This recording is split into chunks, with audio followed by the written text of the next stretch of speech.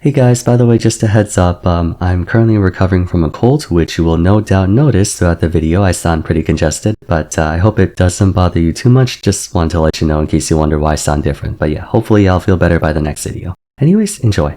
Among Smash Ultimate's impressive crossover roster is a staple favorite within the Capcom franchise, Mega Man, having multiple variants throughout his multiple decade-long tenure. I myself am a diehard Mega Man Battle Network and Star Force fan, and low-key wish he could have been an alternate skin, but whatever, I'll settle for them showing up in his final Smash. The original Mega Man was brought to Smash alongside his arsenal of copy abilities, resulting in one of the game's most unusual toolkits, having sort of a bit of everything but not really being defined as any one class. He had a respectable performance in his debut entry Smash 4, piloted mainly by Kameme and Scat. Interestingly though, he's gone through the same experience in both games, initially expected to be a very strong character, only for him to drop off in relevance as the meta progressed. And despite having been largely buffed overall during the transition from Smash 4 to Ultimate, Mega Man actually places worse in the latter title relative to the cast. Long overdue, but in light of him being played as infrequently as the likes of Lucario and Chrom, today's Wino plays will be featuring Mega Man.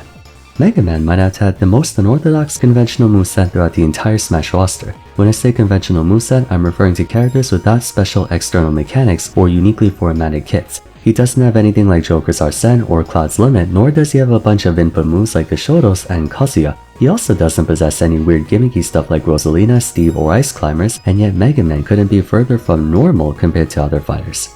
To start, many would reasonably identify him as a zoner by virtue of his hefty arsenal of ranged weaponry, chief among them being his iconic pellets, occupying his jab, forward tilt, and neutral air. Next to Villager and Isabelle, to this day he's the only character in all of Smash with projectile attacks for normals. Adding even more to that is Forward Smash, another projectile attack and in my opinion a contender for a top 10 forward smash purely for the kill pressure it adds at the ledge. 3 out of 5 of Mega Man's aerials are also projectiles, neutral air as stated before, followed by up air and down air, both containing incredibly useful applications in their own right. Up air's been notorious for screwing over stocks at ludicrously early percents against players with a tendency to air dodge or jump out of hit stun. While it's nowhere near as overpowered as Game & Watch's, it has the same basic principle of being a phenomenal juggling tool. Down air is one of the few aerials in the game that's positive on shield, +1 or neutral to be exact, consisting of a projectile that spikes. These factors combined make it a great anti-juggling tool and an edge guard against anyone who has to recover from below the stage. This alone would paint Mega Man as a strange fighter, being one of the few in the entire game with projectile attacks on his normals, but it doesn't end there. Mega Man's up tilt, affectionately called the Shoryuken on account of it having the same rising uppercut animation as the actual Shoryukens and the power to boot, literally causes Mega Man to jump from the ground, allowing him to land on platforms if they're nearby. If I'm not mistaken, this is the only up tilt in the game that physically displaces a character. Lending actual credence to people labeling him a zoner, Mega Man has 3 projectiles in his special move pool that all cover long distances and have their own effects. Thing is, not only do they not pose any credible threat to your stock on their own, but their applications contrast from traditional projectiles. Ordinarily, the point of a projectile is to inflict damage and either threaten a stock or set up into something that can threaten a stock, such as the Link's boomerangs all setting up into their respective forward airs, or Charge Shot, Aura Sphere, and Shadow Ball having enough kill pressure to do so on their own.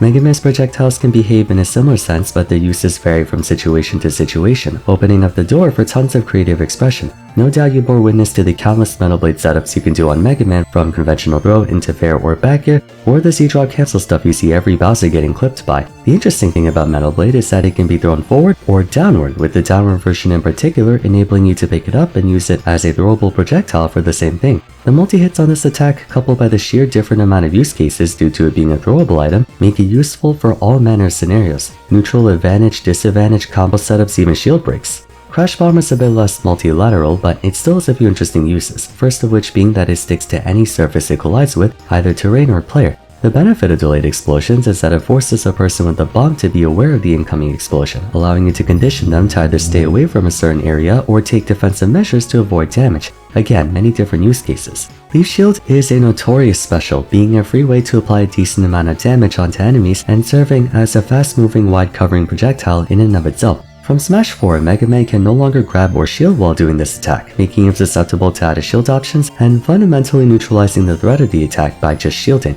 But overall, the B-reverse capability and the annoying poke damage it can deal make it another veritable threat to keep in mind. Further calling Mega Man's zoner status into question is how uncharacteristically different he is from your typical zoners. Normally, zoners are characterized by having poor survivability and or movement to offset their massive range, but Mega Man doesn't really have issues with either. For one, he's one of the heavier characters in the game, clocking in at 102, which makes him almost as tanky as Captain Falcon and the Shotos. Similarly to Wario though, Mega Man's durability in no way comes at the expense of his movement, possessing among the best combination of air physics in the game. Good airspeed, good air acceleration, being a fast faller, having great verticality especially when considering you have complete freedom of input after using Rush Coil, and chiefly, multiple ways to be reverse his incredible momentum make him surprisingly difficult to catch in the air. The aforementioned property of his up special can also give him surprisingly good recovery, practically behaving like a third jump on steroids. Mega Man's ability to shake off pressure isn't the worst for a zoner either. In a juggle scenario, he can make use of his stellar air physics to simply drift away from his opponent, dropping a downer to protect himself on the way down, or even using Leaf Shield as a niche option.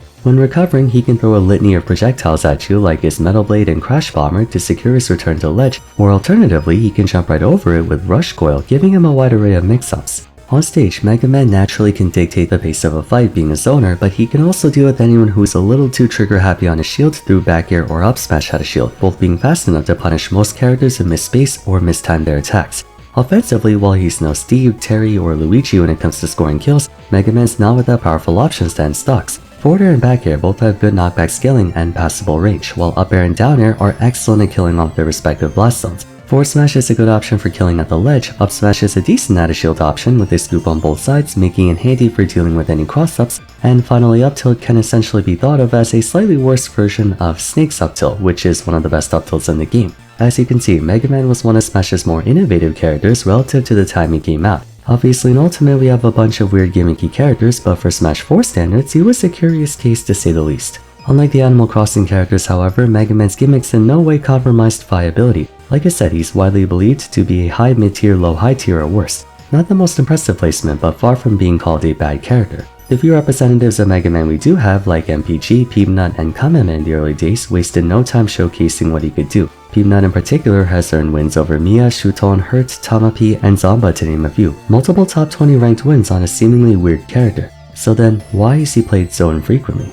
The first and biggest reason I would say is tied to how divergent Mega Man is from the roster. There's a fine balance between practical strength and unconventionality you have to meet in order for players to be willing to overcome the learning curve that accompanies it. Mega Man sadly falls just short of what most want to tolerate. For all the weird things you have to get used to when playing Steve, the reward is absolutely worth the investment. Same applies to Kazuya, Min, Snake, and so on. They're some of, if not the best characters in the game. Going further down the list, it can be harder to convince the player to put in the time and effort to figure out those gimmicks, and Mega Man happens to be one of them. It's not that his moveset's impractical, I just spent half the video glazing the character's strengths. It's more that even if you put in the effort to learn Mega Man, you can still find yourself outclassed by other cast members who can give you more for the same effort, or they straight up don't necessitate you to go through that trouble. It would be one thing if Mega Man's fancy item tags are optional, but even to play him at a competent mid to high level, not even top level, it's obligatory to know these things. Or to put it bluntly, you need to cook on this character. Item tags and whatnot are by no means uncommon across top tiers. Three of the most popular characters in the game at the moment are Sneak, Diddy Kong, and Rob, who all demand you to be highly cognizant of your item usage.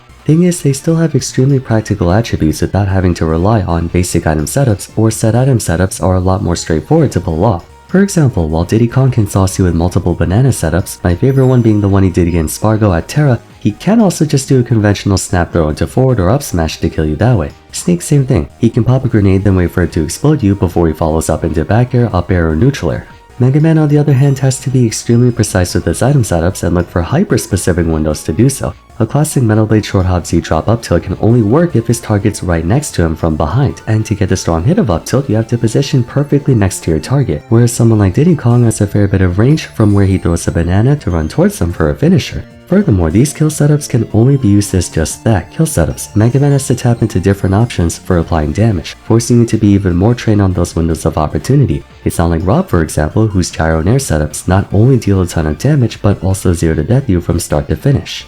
A major trade-off of Mega Man's entire kit is that while his movement has greater potential for utility than most other characters, it comes at the cost of the normal functions of moves of that type. Take jab, forward tilt, and neutral air, the only projectile of each category in the entire game, and you can use it to cover space and rack up damage. But what is lost in place of these moves? For jab, you lack a quick scramble option that's normally taken by a regular jab. For forward tilt, you lack a fast, easy poke or niche kill option. For neutral air, you lack an easy all-around attack, given most nairs are designed to cover space around the character, whereas Mega Man's nair simply throws a lemon while jumping.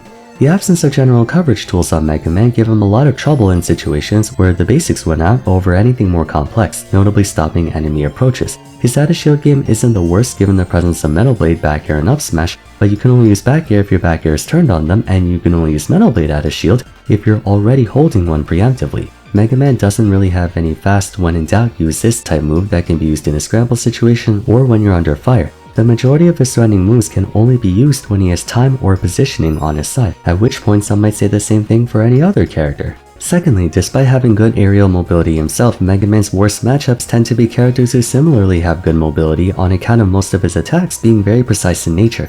They do cover up space, but only linearly. Down air only covers directly below him, up air only covers directly above him, neutral air only covers directly in front of him.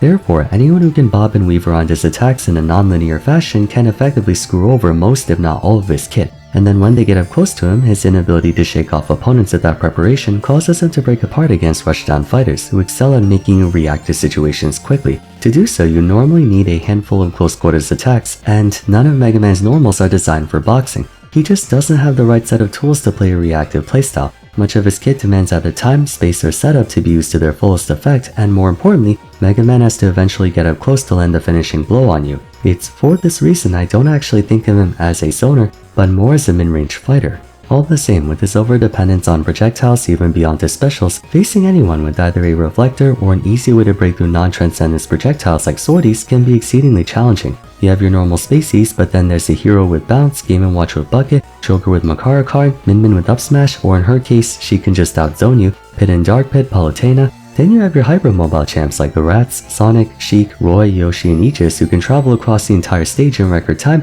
and beat you down with their superior frame data. Of course, Mega Man has a few quick attacks of his own like forward and back air, but due to their high amounts of landing lag, he can't really set up a wall of aerials to catch anyone jumping towards you. The final issue with Mega Man that makes him unforgiving to mess up on is that despite possessing a kit designed for mid to long range pressure, for him to actually score a kill on you outside of up and down air and forward smash, Mega Man has to eventually get up close to kill you. As stated before, none of his projectiles are threatening enough to kill opponents on their own, necessitating that Mega Man end off with a back air, up tilt, or a close quarters attack to do so. But that means he has to, albeit temporarily, give up the one advantage he has in most matchups. The reason the Lynx or other setup-based characters like Diddy Kong and Rob have no issue going in melee range to do actual damage is because they have the frame data to box. Mega Man doesn't. If you go for the kill on him and mess up, you leave yourself exposed to heavy fire with no easy way to disengage or shake off pressure. Altogether, people don't play Mega Man because in exchange for getting access to sources of utility that to his credit are very handy and versatile, he gave up a lot of conventional and more importantly, essential strengths that other characters have. This may sound familiar to those of you who saw my Why Everyone Plays Snake video where I mentioned that he has a lot of weird and unique utility but still retains most of the traditional strengths demanded of a top tier character. Mega Man also has a lot of weird and unique utility in his kit, but he had to give up so much of the normal stuff that you have to fully commit to playing this weird style that oftentimes doesn't even boast a reward ceiling high enough to be worth the investment.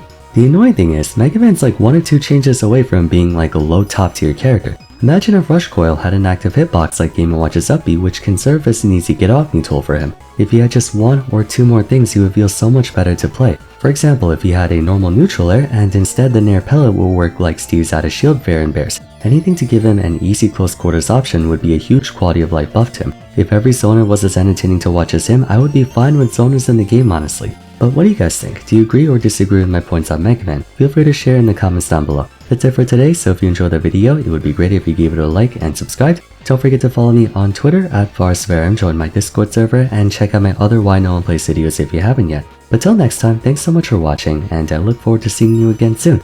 Take care.